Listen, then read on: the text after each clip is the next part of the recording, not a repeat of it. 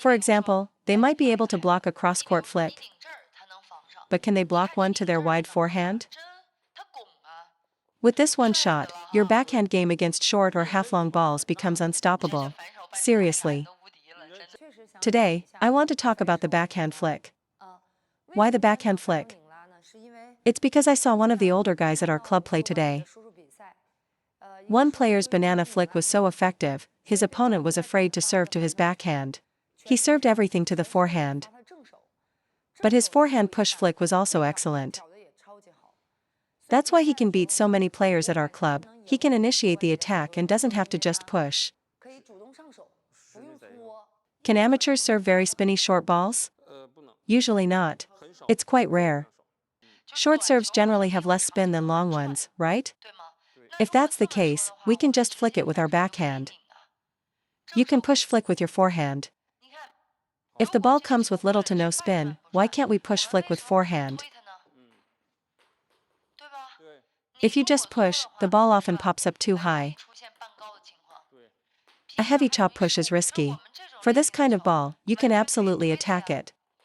You don't always have to resort to a heavy push or a standard flick. You can use a push flick or a push chop. So what's a common problem when moving in for a short ball?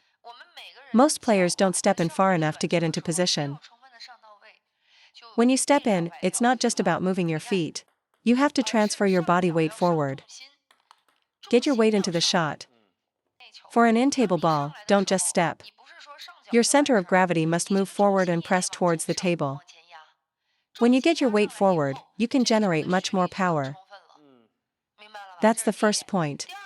Second, when you step in, your right foot needs to get under the table. If you're just reaching with the end of your stroke, you'll have no power. Once your weight is forward, you can generate power on any shot. This applies to pushing, too. Many players just reach for the ball with their arm. Why is my chop push so spinny? Because my body weight is fully engaged and transferred forward. Amateur players step with their feet but leave their body weight behind. This is a common misconception. When you commit your weight forward, you put a lot more pressure on your opponent. When you lunge in like this, your opponent will feel intimidated. You really have to get your body weight forward. Step in and commit your weight. This applies to all in-table shots, even half-long balls. Many players miss because they don't step in. If you step in and get your weight forward, you'll win the point. Step in with your feet, and follow with your body weight. When I move in, my thigh is basically touching the edge of the table. If you're too far from the table, you'll be reaching for the ball. So for all in-table shots, you must get your weight forward. Step in, lean your weight forward, and lean over the table. This pressures your opponent and makes your own shot more aggressive. For any in-the-table shot, push, flick, or banana flick, should you be close to the ball or far away? Close.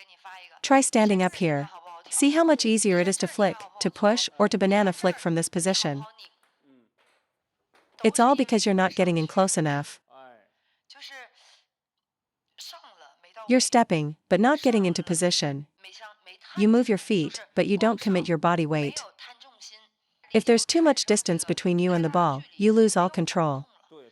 Your push will make contact at the very end of your stroke, which is why you lose control. You're hitting the ball when your motion is almost finished. So, to ensure you're close enough when stepping in, first, your feet must move forward. Second, your body weight must lean forward. This is how you guarantee quality on your in-table shots. Now, let's talk about the backhand flick itself. I used to think the banana flick was a bit too difficult for amateurs, but now I believe it's a great technique that anyone can learn. The banana flick has 3 major advantages. And unless you're training like a professional every day, the strain on your wrist and elbow is minimal. First, you don't have to perfectly read the spin, whether it's side spin topspin or side spin backspin. You don't need to judge the spin perfectly. As long as you brush the ball and control the angle, you can get it on the table. Because it's a brushing technique, it's not like a push where topspin makes it fly off, or a flick where backspin makes it go into the net. It's much more forgiving. Second, against sidespin backspin, if you only push, your opponent can loop it, putting you on the defensive. You can't take the initiative. Against a certain level of player, your push becomes a setup for their attack. Once they can loop 9 out of 10, your passive game is finished. So, it's an attacking technique with a lot of threat. And the third benefit? The banana flick can be a direct winner. For example, they might be able to block a cross-court flick. But can they block one to their wide forehand? You've instantly opened up their forehand side. Also, a flick from the middle to their forehand is very awkward for them. Combine that with the ability to flick half-long balls, and you essentially control all the short play on the entire left half of their table. If you can make your serve returns this versatile, you'll completely disrupt your opponent's rhythm. Mentally, they're already halfway to losing. Now, with the flick itself, why do you mistime the ball or miss it completely? Because you start your swing before your body is even set. You can't make the shot that way. Another common issue is flicking into the net. The reason is simple, you're rushing the shot as soon as you step in.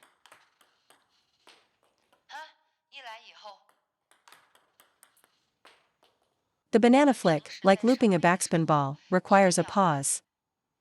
When you step in, you need to pause for a beat, and then execute the flick. Let me demonstrate in slow motion. 1, step in, 2, pause, 3, flick. Again, 1, 2, 3. Can you see that slight pause? It's the same for penhold. Watch me step in, 1, pause, 2, 3, contact. Without that pause, you can't synchronize your power.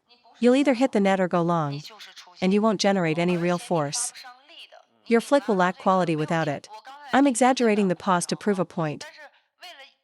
You need to wait before you flick. You can't just rush in and slap at the ball. That's when the ball has the most spin. Think of it this way: 1, ball comes. 2, wait. 3, contact. You have plenty of time. 1, 2, 3. Don't rush in and swing before you're balanced. Everyone tries to hit the ball too early. With the banana flick, you can afford to wait. Hitting at the top of the bounce is most effective, but you can also flick it on its way down. Watch, on the descent, wait. See? You can still lift the ball. If you rush the shot, the spin is too strong.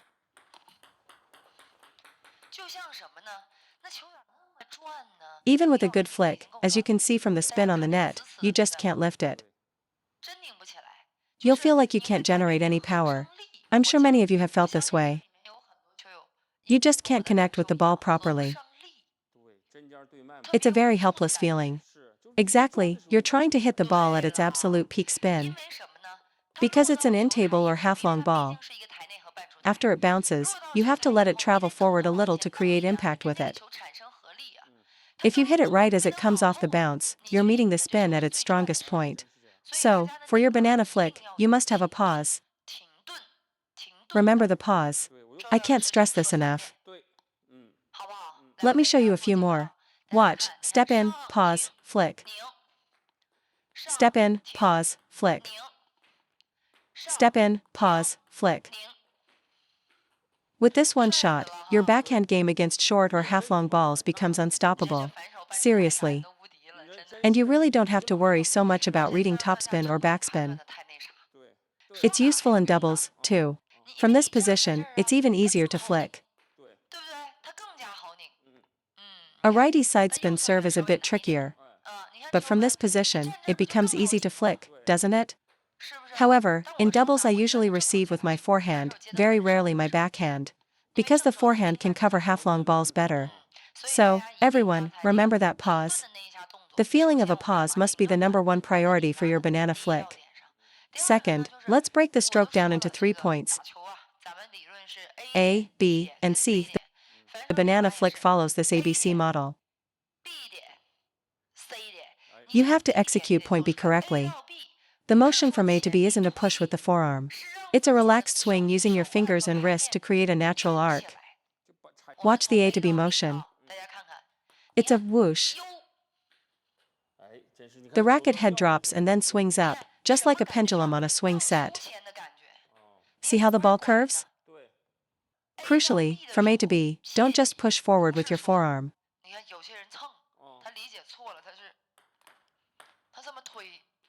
That's a common mistake. You must let your racket rotate inward at point A.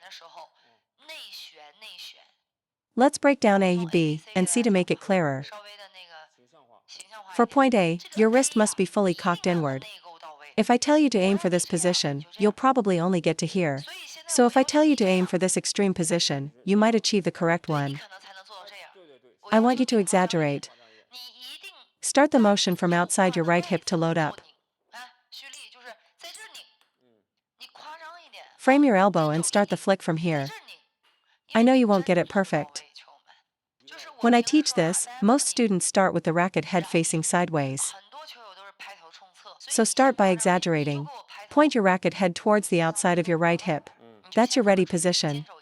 Set your shoulder and elbow, and point the racket head towards your right hip. This is point A. Point B is the feeling of that pendulum swing from A, using your elbow as a pivot point. Let me show you. A, B, A, B. You have to let your arm swing freely. Can you flick with medium pips? Yes. Yes, you can do it with medium pips. You can do it with short pips, too. Any rubber that can generate friction will work with this technique. The key is that from point A to B, there must be that free swinging whoosh feeling. I don't mean just flailing your arm. It's a controlled AB swing. This requires fine control from your fingers and wrist. If you just use your forearm, you get a stiff push.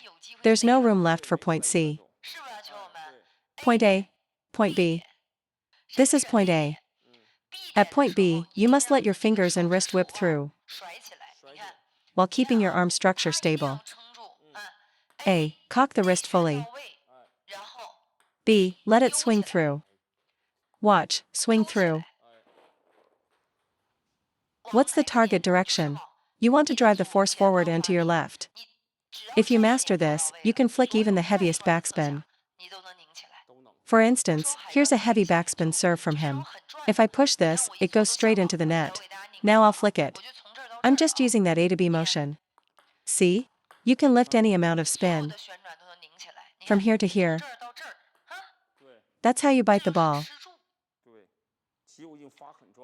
Why can't you lift the ball? First, your wrist isn't cocked enough. You start your motion from here and just push forward. Without that A to B swing, you won't even make it to the net.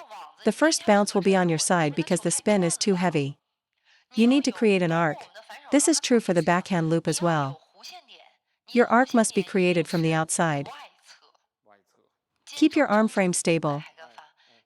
Cock your racket head inward. And accelerate forward and to the side. That ball had a ton of spin. His serve was extremely heavy, but I could still flick it for this reason. A, B. While moving sideways, keep your elbow and shoulder stable. Then, at the end, snap it. You need that sharp contact. Don't let the motion be too loose, or you won't grip the ball. There's a final pause and then rotation. The A to B motion is all about creating arc and adding your own spin to counteract the incoming spin. Point C is simple. Let me share the feeling for point C. If the ball has topspin, at point C, you press down. Just like this. After the AB brushing motion, if it's topspin, press down. Watch my forearm. After the flick motion, I press down. Don't try to adjust during the AB swing, that's too difficult. Pros can do that, but for us, keep the A to B motion consistent. Both topspin and backspin need arc to clear the net. If you can read the spin that well, you're already at a high level. When you can't read it perfectly, adjust at point C. For topspin, press your forearm forward and down. That's the feeling. What about backspin? After the ball comes, accelerate forward and to the side, then pause. Don't press down, or it will go into the net. You must complete the motion from B to C. Don't stop the motion abruptly. Professionals rely on the wrist snap and spin. but amateurs need to use the speed from B to C to generate quality. We need to focus more on that acceleration. So I recommend a full, accelerating follow-through from B to C. For topspin, A to B is the same: rotate inward, brush, then press down. For backspin, A, B, C, and hold the finish. For backspin, just hold it. For backspin, don't press down. Just hold the finish, and you'll lift the ball. Against topspin, use the forearm to press the trajectory down a bit. Against backspin, I stop my follow-through here. One finish is here, the other is here. This makes it much easier to control. Trying to adjust your racket angle during the backswing is too difficult and too slow. To summarize, pause. Point A is cocking the wrist inward. Point B is the swing using fingers and wrist. Point C is the forearm controlling the arc and acceleration. Now let's talk about flicking straight down the line. It's an incredibly effective shot. It's very threatening because of its speed. It comes at you like a backhand rip. I suggest you practice flicking down the line often. If you flick cross-court, a good player will often block it right back. Actually, you can practice your A to B motion by flicking straight. If you just push straight, it'll go into the net. But when you flick cross-court, you might end up just lifting the ball with your arm. So, I suggest practicing A to B by aiming straight. First, master point B. Let me explain the difference for the straight flick. First, after A to B, there is basically no point C. It just goes straight. For my normal competitive flick, you see it stops right there.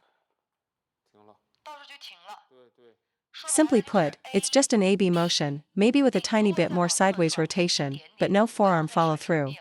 Watch, the ball comes, pause, and stop. Again, pause, and stop. What's the best way to flick straight? Contact the side of the ball. It's much easier than trying to hit the back of the ball. Trying to hit the back of the ball often leads to mishitting or the ball slipping. Your racket face should be angled slightly to the right. It's this racket face. Brushing the side of the ball makes it easy. Watch. This is much easier. Same for pen hold. Don't face your racket forward. If you face it forward, you'll slip on the ball. You must angle the racket face slightly and accelerate sideways. Then, just execute the A to B motion, and the ball will go straight. A and B.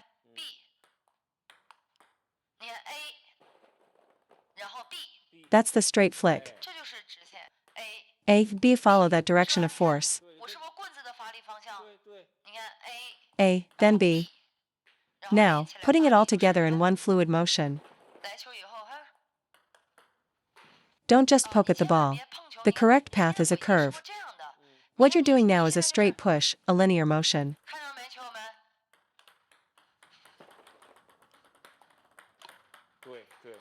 There's no sideways force. If you can't even flick a light backspin, how will you handle a heavy backspin serve?